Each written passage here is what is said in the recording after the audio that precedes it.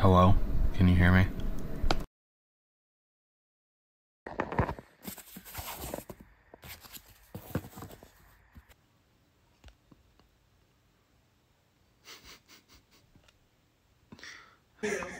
They're eating the dogs, the people that came in.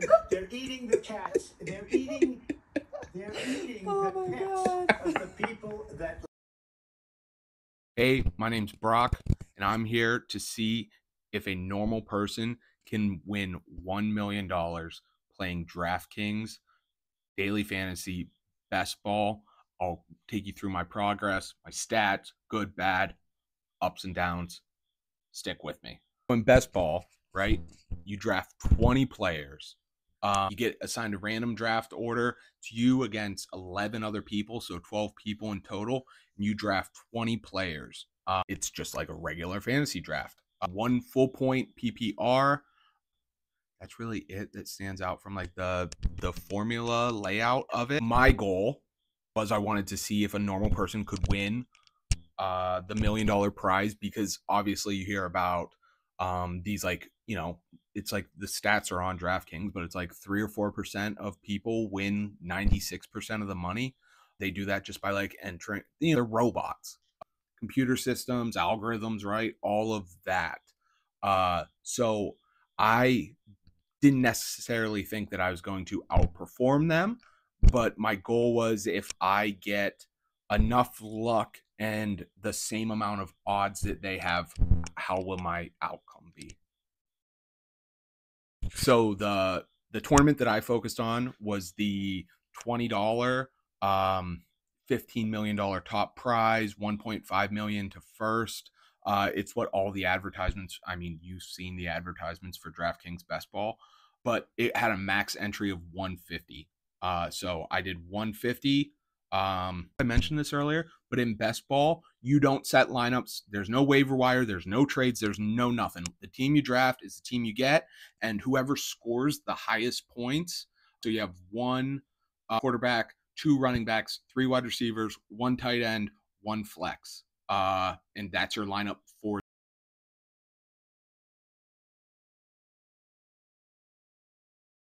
Oh, if I do hand motions, it stops. That's cool.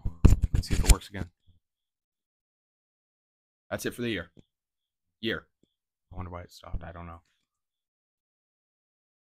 Overall, my goal is to have as many of my 150 entries advance through 4 rounds for a shot at the $1 million. My goal was to outperform the expected value. My goal is to have 1 team make the final out of my 150 lineups. But that's not all, because I used AI to do the math and get permission from my wife, and she gave me the thumbs up, because the expected value is that I would lose on total, on average, $240. You tell me I could lose $240 for a 1 in 1,000 shot at 1.5 million, I'm taking those odds every single time. So in the first round of best ball, 12 teams per like competition. Top 2 teams make it. So you have a 1 in 6 chance of your team advancing to the second round. Expected value, standings after week 1. After week 1, here's how my 150 teams are performing. I have 13 teams in first place, 14 in second place, which puts me slightly above and ahead of the expectations at this point. Based on normal probability, I should expect 25 teams to be in the top 2 positions. But I've got 27, so I am ahead of the curve at this point, 1 week into best ball. So one of the most, I think, interesting things about best ball is there is no like change to your strategy. When you're in, you're in. You don't set lineups. You don't pick up any free agents. If you've got 3 quarterbacks hurt and that's all you have on your roster, you just don't have a quarterback play that week. And that's what I think is interesting. I'm counting on a certain couple players to really step up this week. Put those guys here. I'm trying to think who my top. To week 2, my focus is on maintaining those top performing teams and hoping to see some improvements from my teams that are currently in the 3rd to 6th place range. So in DFS, daily fantasy, expected value is a way of predicting how well you're doing compared to what you should be doing based on expectations and pure chance. Right now, I'm ahead of the curve with 27 teams in the top two after week one. So, to be honest, I'm feeling good about that, but there's a long way to go. As we're sitting here, I've got the Dolphins game on, and what I was winning $2,900 before the day started, I'm down to $2,400, which is just very interesting. Obviously, if you could tell by this terrible video, I'm new to this. I'm not here to be like a daily fantasy expert guru. None of that.